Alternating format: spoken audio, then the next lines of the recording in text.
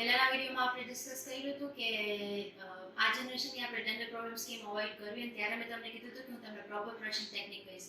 તો આજનો ટોપિક છે પ્રોપર બ્રશિંગ ટેકનિક. ઘણા લોકોમાં એવી ખોટી માન્યતા હોય છે કે હું લાંબા ટાઈમ સુધી બ્રશ કરું તો જ મારા બ્રશ ક્લીન થવાના, તો જ મારા ટીથ ક્લીન થવાના છે. જેમ કે સવારેના રૂટીનમાં 5 થી 10 મિનિટ તો બ્રશ કરવામાં કાઢે તો જ એને લાગે કે મારા દાંત બરોબર ક્લીન થયા છે.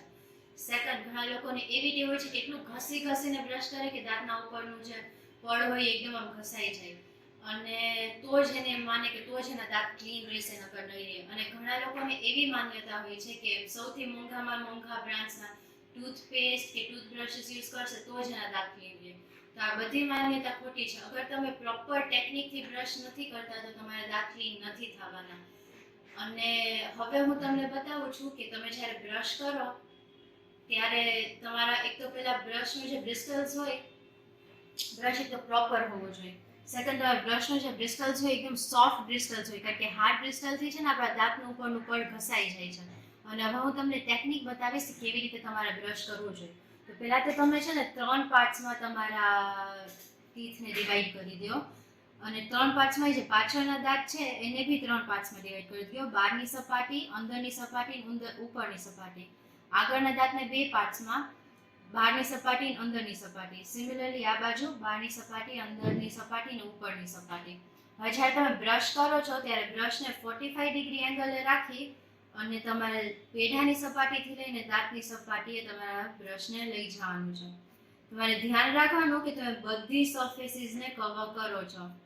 જ્યારે બ્રશ કરો ત્યારે આવી રીતે અગર તમે બ્રશ કરશો તો તમારી બધી બાજુથી જે દાંતની વચ્ચે ખાનું ફસાઈ ગયું હોય એ વયું જશે.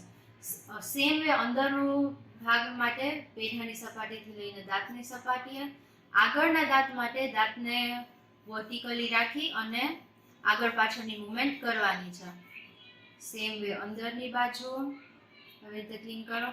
જે આપણે જમવાની સપાટી છે એમાંય આગળ પાછળની મોશન કરી અને ક્લીન કરવાનું છે. હવે નીચેના જડબામાં તમે જે એક્શન કરી, ઉપરના જડબામાં તમે એક્શન કરશો તો આવી રીતે તમારી બધી સરફેસીસ ક્લીન થઈ જશે. અને તમને 2 થી 3 મિનિટ લાગે. આઈડિયલી 2 થી 3 મિનિટ તમે પ્રોપરલી બધા સરફેસીસને કવર કરી દેશો તો તમારા ટીથ ક્લીન રહેશે અને તમને ડેન્ટલ પ્રોબ્લેમ્સ થવાના ચાન્સીસ ઓછા થઈ જાય છે. હવે માર્કેટમાં ઘણી બધી એવી પાવડર્સ આવે છે. પાવડર્સની અંદર જે કણ હોય છે એ બહુ રફ હોય છે, જેના લીધે દાંતના ઉપરનું જે સરફેસ હોય એ ઘસાઈ જાય. તો બેટર હોય કે તમે પાવડર્સની જગ્યાએ પેસ્ટ યુઝ કરો તો તમારા દાંત ક્લીન રહે. અને સાથે સાથે એવરી 6 મંથે તમારા દાંતને છે ને, દાંતનું જે ટૂથબ્રશ હોય એને તમે ચેન્જ કરાવો, કારણ કે ઉપરના જે બ્રિસ્ટલ્સ હોય એ છે ને ફેલાઈ જાય કે સ્પ્રેડ આઉટ થઈ જાય, તો પ્રોપરલી તમારા ટીથ ક્લીન ન થાય. અને લાસ્ટલી એક પ્રો ટિપ કે તમે જ્યારે બ્રશ કરો છો તો બ્રશ કરવાની સાથે જેમ આપણે હોય છે ગ્રેન્ડ પેરેન્ટ્સ યુઝ કરતા, જેમ કે કરણ છે કે પછી લીમડો છે કે બાવળ છે, એના દાંતન યુઝ કરતા, તો જેને લીધે દાંતને પેઢાને જે કસરત મળવી જોઈએ એ મળી જાય અને દાંત બી સ્ટ્રોંગ રહેશે અને હેલ્ધી રહેશે. હવે નેક્સ્ટ વિડીયોમાં આપણે ડિસ્કસ કરશું કે કિડ્સને તમારે કેવી રીતે બ્રશ કરાવવું જોઈએ. સાથે સાથે જે લેટેસ્ટ બ્રશિંગ બધા સાધનો આવ્યા છે, જેમ કે ઇલેક્ટ્રિક ટૂથબ્રશ છે કે વોટર પિક્સ છે કે